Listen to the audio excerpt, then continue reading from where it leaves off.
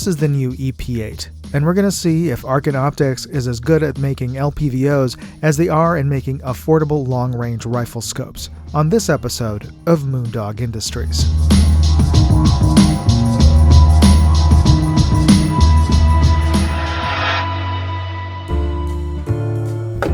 We're going to get started by taking a look at what you get in the box, but rather than doing a typical unboxing where I'm fumbling through the contents, I'm just going to show you the contents of the box. There you go. This is the Arken EP8 1:8 power by 28mm LPVO in first focal plane, and this is also among the first. This is the first LPVO that Arken has put out. And this is quite a nice piece here. It has a 34mm tube, which means that it will have a good range of adjustments, and Arken is very well known for making scopes with very wide ranges of adjustments.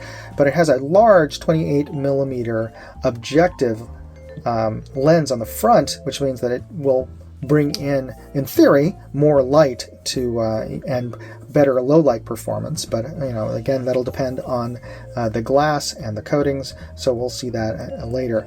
Note that this is threaded, so you could attach a kill flash should you want or need one.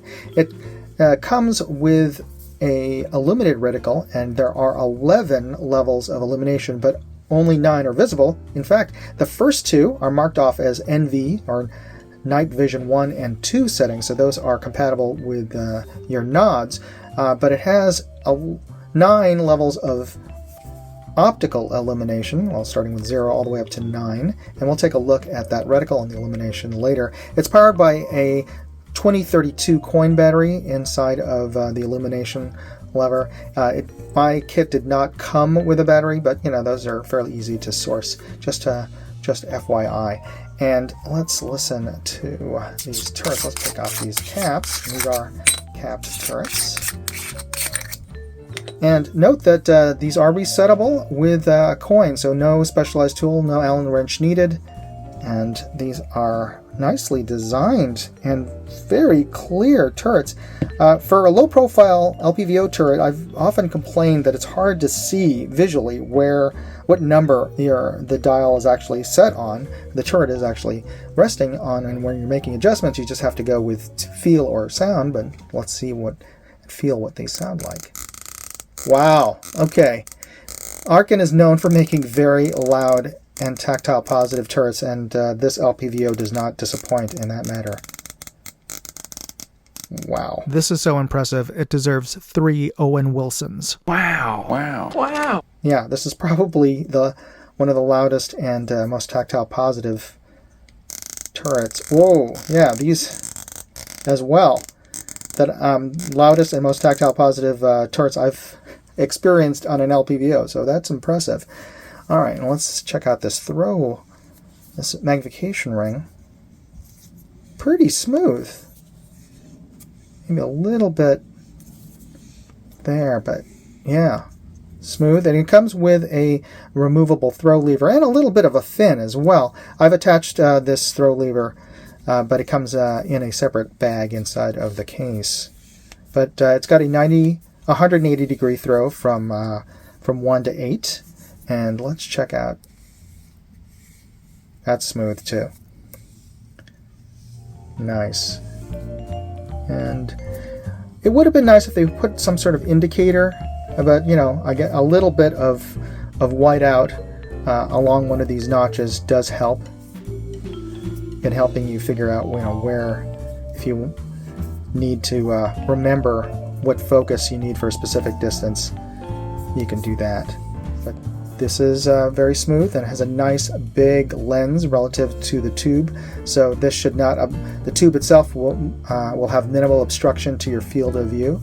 So yeah, overall nice looking scope. Let's take it outdoors and to the range and see how well this performs. We're looking at the peak of Mount Davidson, approximately 1,300 yards away, through the scope at its lowest power of 1, and we can check to see if the scope really is 1 power by seeing the edges of the image inside of the scope. There's no distortion, no fish eyeing, so yes, this is a 1 power scope.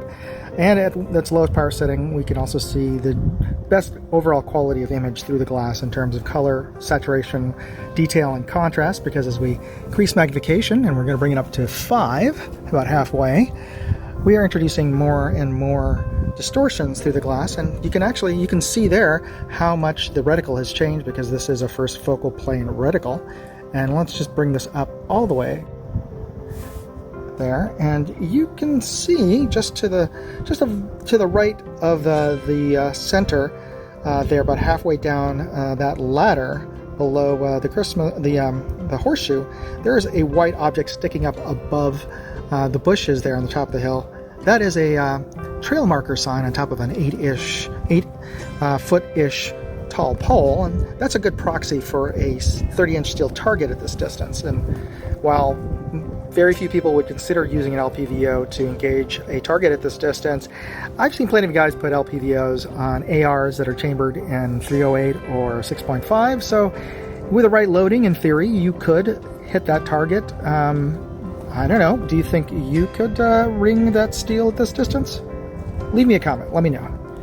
Alright, we're looking through the Arken Optics EP8 at its lowest power of 1, so we can get an overall good view through this optic.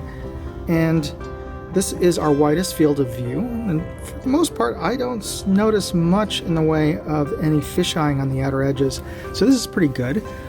Let's bring it up to its maximum of 8 power, and let me just bring it up to about halfway, just so you can get a sense of how the reticle changes from 1 power all the way up to 8, so that quick targeting ring quickly goes away at 8 power, and we can see the tiny dot that we thought was a dot before is now a horseshoe, and we can see our ranging ladders and also our elevation dope BDC dots and reference points below that.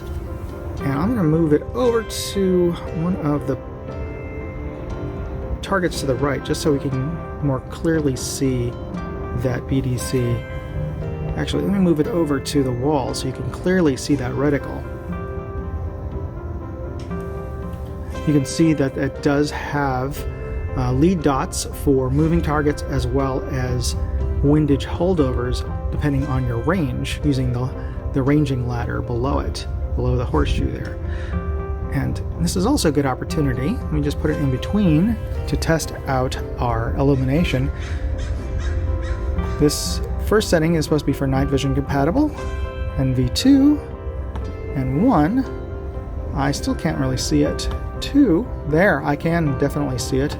3, 4, 5, 6, 7, 8, 9, and let's just see how it looks like. Now this is a little bit of an overcast day, so for those of you who wanted to see, is it daylight bright? It is not red dot bright, but you can see it especially against this barrel there, this white barrel, and overcast sunlight. It is daylight bright, so to speak. Let's just bring this back to our reference target downrange. Alright, let's turn off that illumination, and let's bring this reticle down. Well, actually, let's take a look at our range of adjustment. So we are zeroed out over here, and let's just see how far we can turn this elevation knob.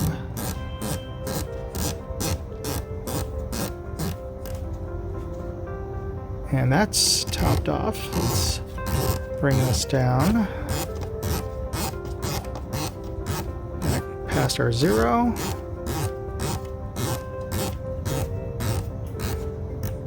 And we bot there. Let's bring this back to 0. And then let's just check out our windage.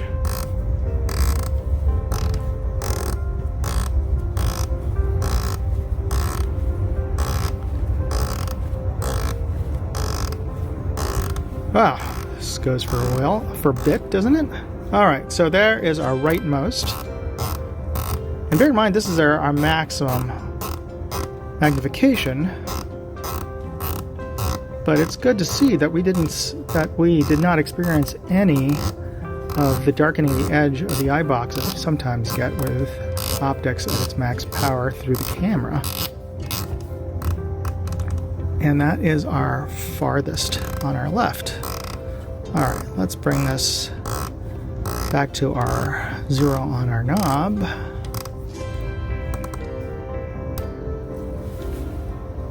Oh, not quite far enough. Just looking at the knob there and not looking at the target. Oops, there we go. And as a box test in a way, we actually pretty much, as far as I can tell, got back to our 0. But let's just do a box test. Do a full rotation on our elevation, full rotation on our windage, back on our elevation. Whoops, I think we went too far. There we go. And then back on our windage to our 0. All right, we are now at 50 yards, and we have it again at its highest power setting of 8. And we're just going to take a look at these reference targets that we have, the bottom left and the bottom right. I can make out the bullet holes on the reactive sticker target on the bottom left, and more importantly, I can make out the tiny 22 caliber holes below that reactive sticker target. On our U.S. Air Force optical resolution chart on the bottom right, at best, I'm able to make out both horizontal and vertical lines down to element 1 in group -1, which is all right. Probably hampered by the fact that there is a bit of chromatic aberration I can see at the edge of the white target backing. You can see it where the target backing meets the darker background there, and that is a purple fringe. All right, before we start talking about the EP8, I just want to ask a quick favor. Hit that like button right now. It doesn't take more than a second to hit the like button, and hit the subscribe button if you're not subscribed to my channel already. It doesn't cost anything. You won't be charged if you hit subscribe, but what you're doing is you're letting the algorithm know that this is a good channel with good content that it should recommend to other folks with interests like yours. And if you hit that bell icon, you'll be notified when I post my next product review, which might be another cool optic like this one. All right, so the Arken EP8 is Arken's first LPVO, and as much as Arken really just changed the game, changed the industry landscape in terms of what you can expect from a quote-unquote budget long-range rifle scope, I think Arken's going to change the game in terms of what you can expect to get from a budget LPVO. Now, granted, this is a street price of under $400, but for many people, especially with serious 3-gun competitors, they consider any scope under $1,000 to be budget. But what you're getting in the EP8 is just outstanding. It's in the reticle design. I think it's really innovative. At low power, where most of us are going to live with an LPVO, you're getting a very kind of reminiscent of Holosun, a circle dot with crosshairs on the outside of the circle. Really great for fast target acquisition. And also, once you zoom it up to its maximum, to 8, that circle dot, which is, zooms out, you don't see it at all. At its maximum, all you're seeing is a very clean side picture with a horseshoe and that ladder system below it, which I was a little put off about first, was I thought it was a little weird looking. But it totally makes sense, because that diagram, ladder diagram, is not just your ranging diagram, which other reticles have, but they put them aside. They put them somewhere else in your sight picture so they don't obscure your point of aim. But this one, your ranging diagram is also incorporates the aim point, so you don't have to range and then move your reticle to this your target to the center. It's right there. Once you range it, you are right on your target. So it's utterly brilliant in how it's designed. Let me know in the comments what you think. And if you're interested in picking up this scope, I'll include product links as well as more information in my full written review at moondogindustries.com. So definitely check that out. And thanks again for watching. You be safe out there. Moondog, out. I'd like to know what you thought of this video. Leave me a comment or chat with me on Facebook, Twitter, TikTok, MeWe, Instagram, or Locals. And if you want to see all of my videos, go to moondogindustries.com.